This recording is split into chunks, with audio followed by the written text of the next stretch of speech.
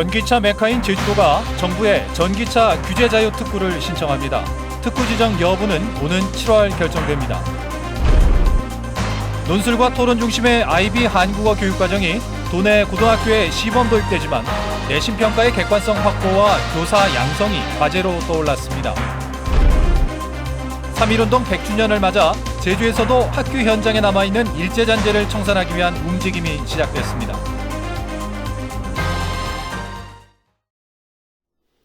시청자 여러분 안녕하십니까? 뉴스데스크 제주입니다. 전기차는 아직 자주 충전해줘야 하는 단점이 있지만 제주도는 차로 1시간이면 어디든지 갈 수 있는 이 섬이라는 특성 때문에 전국에서 가장 많이 보급이 되는데요. 제주도가 전기차와 연관된 산업도 키우겠다며 규제 자유특구 지정을 신청하기로 했습니다. 조인호 기자입니다. 제주 지역에 등록된 전기차는 16,000여 대, 전국 전기차의 30%를 차지하고 충전기도 15,000여 개로 가장 많습니다. 이에 따라 제주도는 제주 첨단과학기술단지와 제주대, 서귀포 혁신도시 등을 전기차 규제 자유 특구로 이달 말에 정부에 신청하기로 했습니다. 특구에 참여하는 전기차 연관업체는 20곳, 휘발유나 경유차를 전기차로 개조하거나 3D 프린터로 초소형 전기차를 만들고 자율주행 테스트와 충전기 광고물도 설치합니다.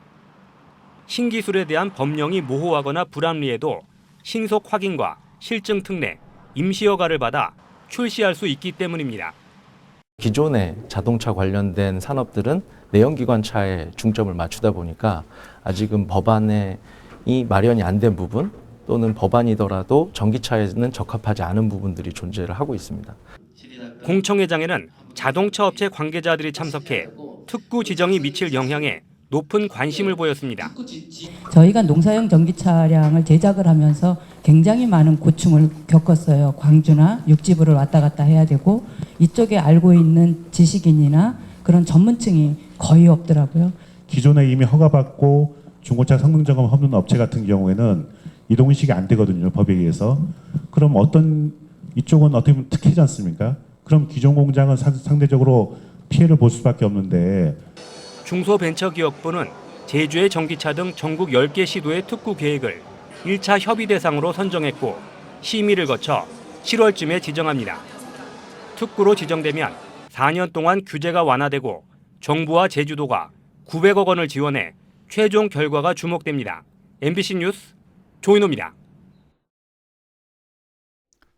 제주시 봉계동과 서귀포시 색달동 쓰레기 소각장 사용 기간이 연장될 전망입니다. 제주도는 현재 봉계동과 색달동 소각장에 압축 쓰레기와 폐 목재 등이 15만 톤 보관돼 있어 당초 올해 말로 예정된 운영 기한을 3년 정도 연장하는 방안을 검토하고 있습니다.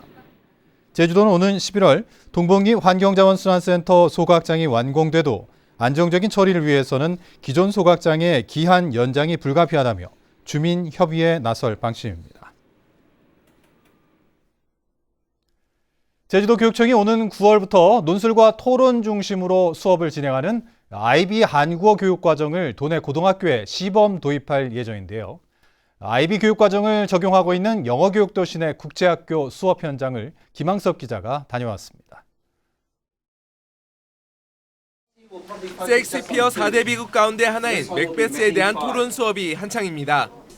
자유롭게 자신의 생각을 이야기한 뒤 다른 학생들과 공유합니다. 작품에 표현된 윤리적 입장과 도덕적 가치 등 활발한 토론이 이뤄집니다. 항상 뭘 배울 때마다 정말 힘들긴 하지만 또 그만큼 힘든 만큼 또 배우는 게 많고 또 누군가를 이겨야 한다는 그런 경쟁감이나 이제 부담감에서 좀 벗어날 수 있어서 교사들의 만족도도 높습니다. 교사가 커리큘럼 자체를 직접 개발하는 대신 별다른 행정 업무가 없어 학생 수업에만 집중할 수 있다는 평가입니다. 학교에 나와서 투자하는 대부분의 시간은 학생과 보내거나 제가 스스로 수업 연구를 하는 시간에 있고요. 그러다 보니까 사실은 다른 업무를 안 하다 보니까 학생들을 만날 시간도 좀 더 많고. 제주도 교육청은 오는 2학기 읍면지역 고등학교 한 곳을 지정해 한국어 IB 교육과정을 시범 운영할 계획입니다. 하지만 교육청이 절대평가로 운영되는 IB 교육과정에 내신에 해당하는 내부평가를 도입하겠다고 밝히면서 평가의 객관성을 어떻게 담보할 것인가는 풀어야 할 숙제입니다.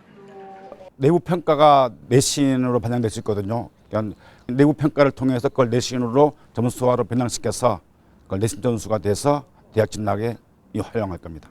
한국어 IB 교육을 담당할 교사 양성도 문제입니다. 당장 2학기부터 시작할 예정이지만 이달부터야 IB 교육 과정에 대한 교사 연수가 시작됩니다. 영어 과목 등 일부 교과목을 영어로 수업을 진행해야 한다는 점도 쉽지 않은 부분입니다.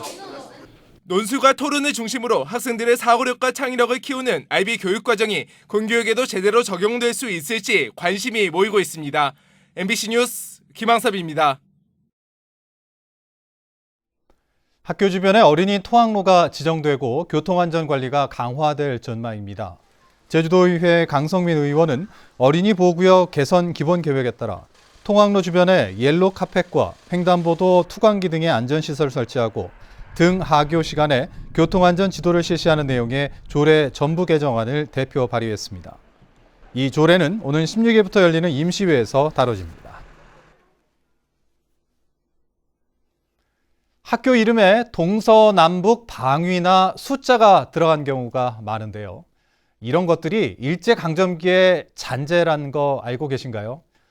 교육 현장에 깊숙이 들어와 있는 식민 잔재들을 없애기 위한 조례 제정이 전국 최초로 시작됐습니다. 박주영 기자입니다. 1907년에 개교한 제주 북초등학교. 당시 학교명이 제주관리보통학교였지만 일제시대인 1941년에 제주 북공립국민학교로 이름이 바뀌었습니다. 동서남북 방위나 숫자 등이 들어간 학교명도 일제강점기의 잔재. 일본에서 옥일 승천의 일본을 상징하는 향나무가 도내 20여 개 학교의 교목이란 점이나 조회대나 반장, 교훈 등도 일제시대 군사문화에서 나온 것들입니다. 전혀 저도 제1고등학교 나왔습니다만은 전혀 그런 생각 못했습니다. 지금이라도 늦지 않았습니다. 이제 시작해서 그런 잔재를 없애는데 우리가 좀 일조를 해야 되지 않을까 그런 생각 같습니다. 학교 내 일제 잔재를 없애기 위한 움직임이 시작됐습니다. 제주도는 전국에서 처음으로 조례를 만들어 전문가 등으로 전담반을 구성해 학교 내 식민 잔재를 조사하고 청산하기 위한 방안과 계획 등을 마련할 계획입니다. 전국에서는 첫사례입니다. 조례 제정이 된다면 이게 전시성인 사업이 아니고 지속적으로 제도적으로 보장된 그런 식민잔재 청산 작업이 이루어질 걸로 기대합니다. 광주시나 울산시 등 다른 지역 교육청들도 TF팀 등을 구성해 학교명 변경이나 교과 교체 등을 시작한 상황. 3.1운동 100주년을 맞아 학교에서부터 남은 친일 잔재를 없애고 의식을 개선하자는 목소리가 더욱 공감을 얻고 있습니다. MBC 뉴스 박주연입니다. 제주 유나이티드 조성환 감독이 성적 부진 책임을 지고 자진 사퇴했습니다. 제주는 조성환 감독이 극심한 스트레스를 받아 재충전의 기회를 갖겠다며 사퇴 의사를 밝혀 수용했다고 밝혔습니다. 조 감독은 지난 2015년부터 감독을 맡아 2016년 K리그 3위, 2017년에는 준우승하며 아시아 챔피언스 리그 16강에도 올랐지만 올 시즌 개막 이후 9경기 연속 무승으로 최하위에 머물렀습니다. 제주시 구자읍 김영리 김영미로공원은 오늘 제주대학교의 학교발전기금으로 5천만 원을 전달했습니다. 김영미로공원은 지난 2003년 이후 지금까지 외국인 교수기금 재원과 장학금, 교수 연구비 등으로 모두 8억 6천여만 원을 제주대에 지원했습니다. 제주에서 주택 화재가 잇따라 2명이 숨졌습니다. 오늘 아침 7시 50분쯤 서귀포시 서귀동 한 단독주택 2층에서 불이 나 94살 김모 할머니가 연기를 마시고 쓰러져 병원으로 옮겨졌지만 숨졌습니다. 이보다 앞서 오늘 새벽 2시 반쯤에는 제주시 아라동 한 단독주택에서 불이 나 41살 문모 씨가 숨졌는데 경찰과 소방당국은 합동감식에 나섰습니다. 지난 3년간 제주에서 국고 보조금을 부정수급한 금액이 60억 원에 이르고 있습니다. 제주경찰청에 따르면 2016년부터 3년간 도내 국가보조금 부정수급 단속 건수는 50건, 146명으로 이 가운데 2명이 구속됐습니다. 올 들어서도 국가보조금 부정수급으로 3건에 10명이 적발돼 이 중 1명이 구속되는 등 각종 사업에 대한 현장 실사와 사후관리 강화 등 대책 마련이 시급합니다. 제주지방법원 이장욱 판사는 병역법 위반 혐의로 기소된 27살 정모 씨에게 징역 1년을 선고했습니다. 정 씨는 지난해 3월 제주시에 있는 대한적십자사에서 사회복무요원으로 근무하며 정당한 이유 없이 2주일 동안 근무지를 무단 이탈한 혐의로 재판에 넘겨졌습니다. 제주 서부경찰서는 청소년 수련원 시설 관리를 제대로 하지 않아 직원을 숨지게 한 혐의로 원장 58살 김모 씨를 입건했습니다. 경찰은 지난 2월 27일 오전 10시쯤 해당 수련원 직원 이모 씨가 세탁물 운반용 리프트를 점검하다 추락해 숨지는 과정에서 원장 김 씨가 시설 관리를 소홀히 한 점이 인정돼 김 씨를 기소 의견으로 송치할 예정입니다. 제주시 연동 그랜드 호텔이 매종 글래드 호텔로 상호가 바뀌는 과정에서 재벌 총수 일가가 사익을 챙겼다는 공정거래위원회 조사 결과가 나왔습니다. 공정거래위원회는 대림산업이 자체 개발한 브랜드인 글래드의 상표권을 이해욱 회장의 개인 회사인 A+D에게 넘겨주고 호텔 운영 자회사인 오라관광이 A+D에 브랜드 수수료 31억 원을 지급한 것은 공정거래법 위반이라며 과징금 13억 5천만 원을 물리고 검찰에 고발했습니다. 제주도는 중국 익성 한삼 코스메틱 직원 1,500여 명의 인센티브 관광을 유치했다고 밝혔습니다. 인센티브 관광단은 다음 달 9일부터 4박 5일간 제주에 머물 예정입니다. 익성 한삼 코스메틱은 중국 길림 지반시에 본사를 두고 중국 내 12곳에 지사가 있는 회사입니다. 제주를 찾은 중국 인센티브 관광단은 2016년 20건에서 사드 사태 이후 2017년 2건, 지난해 5건으로 급감했습니다. 제주대 법학전문대학원 출신 학생의 변호사 시험 합격률이 전국 최하위권으로 나타났습니다. 법무부에 따르면 지난 1월 실시된 제8회 변호사 시험에서 제주대 로스쿨 출신 학생의 합격률은 28.1%로 전국 25개 로스쿨 가운데 24번째였습니다.